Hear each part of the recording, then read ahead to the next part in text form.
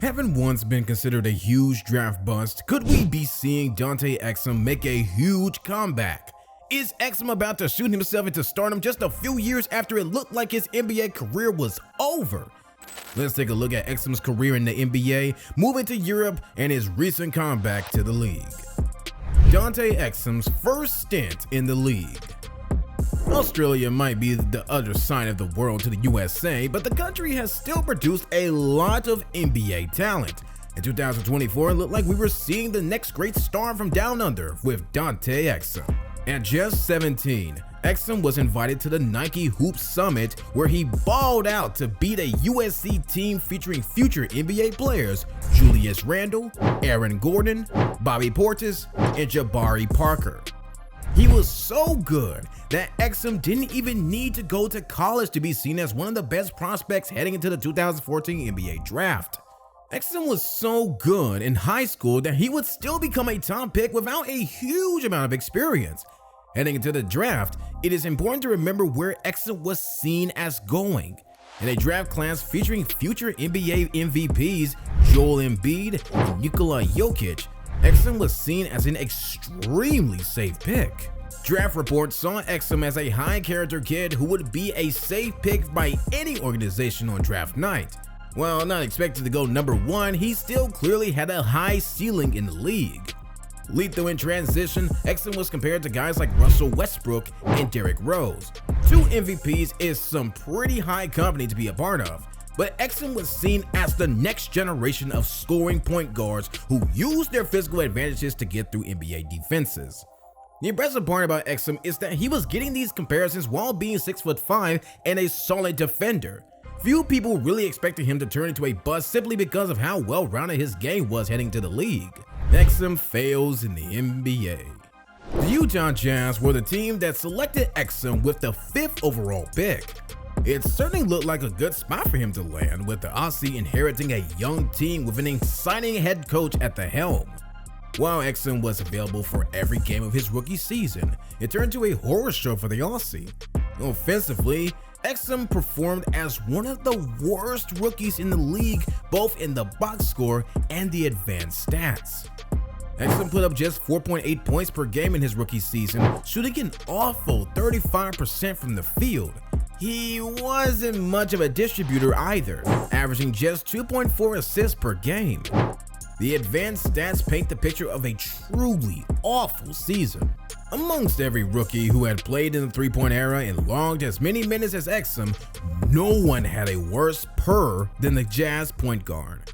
He was third last for points per game in that group and dead last for free throw attempts. Not the sort of stats you want your 5th overall pick to be putting up. The one shining light of that rookie season was his defense. The reason that Exum was given so many opportunities in his rookie season was that the Jazz defense was much better when he was on the court. While there was hope that Exum could build on that defensive work and maybe improve his offense, injury cut that hope short. Just a couple of months before his sophomore season, Exum tore his ACL while playing for Australia. He would miss the entire 2015-16 season and would see his minutes diminish in the following years. Exum would only start one more time for the Jazz after 2016-17, battling injury and poor play. His best season was a 14-game stretch in 2017-18 where Exum averaged just 8.1 points per game.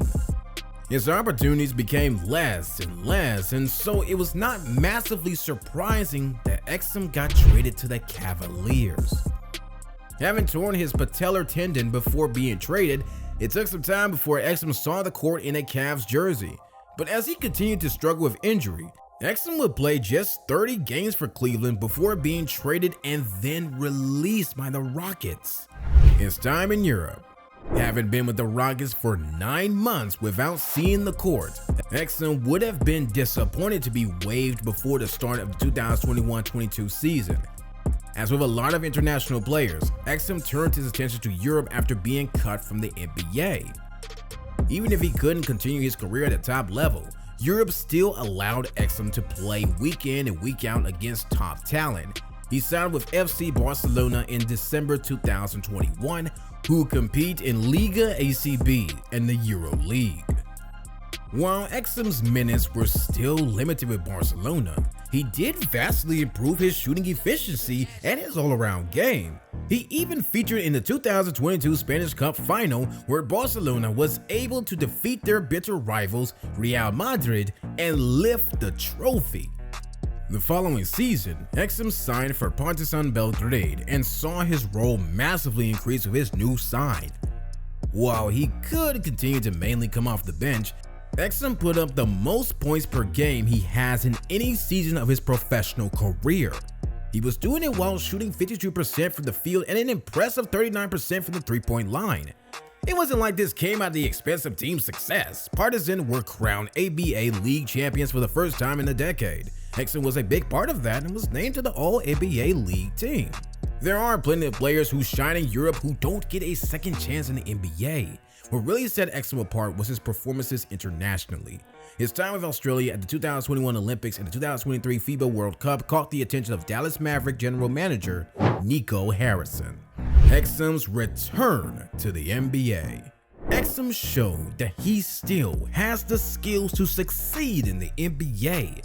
While he never looked like a superstar in Europe, the former 5th overall pick showed he had all of the skills to succeed.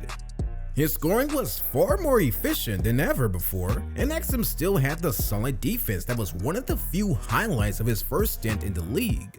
It was still seen as a risk for the Mavericks. Exum was never going to be the starter for this side, as the Mavericks made a big-time trade for Kyrie Irving last year.